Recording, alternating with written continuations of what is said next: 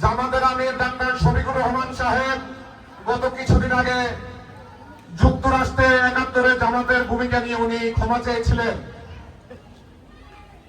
ওনার ক্ষমা চাওয়ার ভাষাগুলো যদি আমরা দেখি, উনি বলেছেন আমাদের যদি ১০০টা কাজ আমরা করে থাকি, এর মধ্যে একটা কাজ আমাদের ভুল হতেই পারে। আমাদের আচরণে, আমাদের ভূমিকায় যদি কেউ কষ্ট পেয়ে থাকে তাহলে আমরা ক্ষমা চাই।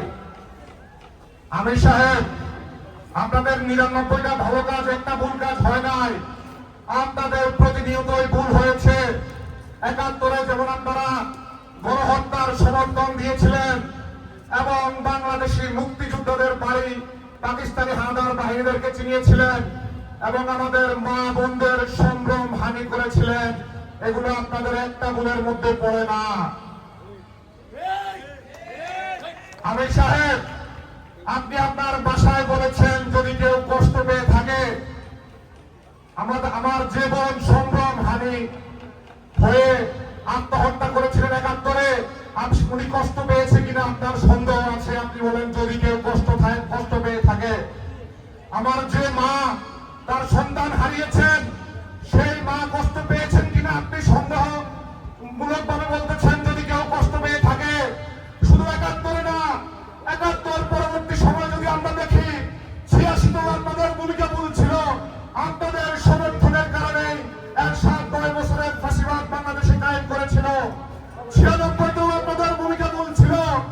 ৯৬ আপনাদের সমর্থন নিয়ে খুনি হাসিনা বাংলাদেশের রাষ্ট্র ক্ষমতায় ২১ বছর পরে ফিরে এসেছিল। প্রিয় বন্ধুগণ, গত কিছুদিন আগে আমরা দেখেছিলাম জামাতের সিরাজগঞ্জ জেলা সেক্রেটারি যিনি ছিলেন জাহিদ সাহেব বলেছেন গণঅভ্যুত্থান পরবর্তী বাংলাদেশে আওয়ামী লীগ অনেকের হাতে নির্যাতিত হয়েছেন, কিন্তু জামাতের হাতে নির্যাতিত হয়েছে এরকম কোন ঘটনা নাই এবং তার জন্য আগামী নির্বাচনে আওয়ামী লীগ জামাতকে ভোট দিবে। ওনাকে ওই সাংবাদিক প্রশ্ন করেছিলেন যে আপনারা কি আপনার ব্যক্তিগত সিদ্ধান্ত নাকি আপনার দলীয় সিদ্ধান্ত ছিল আওয়ামী লীগের উপরে নির্যাতন করা যাবে না? উনি বলেছিলেন এটা আমাদের দলীয় সিদ্ধান্ত। আওয়ামী লীগের পুনর্বাসন বাংলাদেশের জনগণ মেনে নিবে না ইনশাআল্লাহ। প্রিয় বন্ধুগণ, বর্তমান সময়ে জামাতের জোট সঙ্গী চরমনায় পীর সাহেব আওয়ামী লীগ থাকা অবস্থায় ওনার এক ওয়াজে বলেছিলেন জামাত যেখানে লাগবে সেই জায়গায় পুড়ে চার খার হয়ে যাবে। তার প্রমাণ কিন্তু আমরা ইতিমধ্যে পেয়েছি। জামাত চরমনায় পীর সাহেবের সাথে লেগেছে। চরমনায় পীর সাহেব ধ্বংস। বলেছিলেন পিয়ার ছাড়া নির্বাচনে যাবেন না, এখন কিন্তু আপনারা নির্বাচনের লাইনে হাঁটতেছে। বলেছিলেন পিয়ার ছাড়া জুলাই সনদে সিগনেচার করবেন না, কিন্তু পিয়ার ব্যতীতই কিন্তু আপনারা জুলাই সনদে সিগনেচার করেছেন।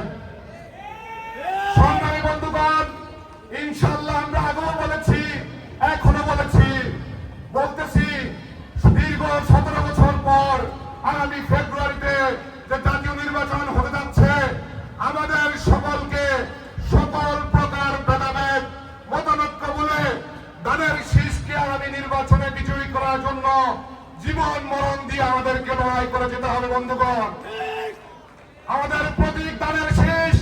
আমাদের নেতা বিএনপির ভারপ্রাপ্ত চেয়ারম্যান জনাব তারেক রহমান, এর বাহিরে আমাদের কোন নেতা নাই।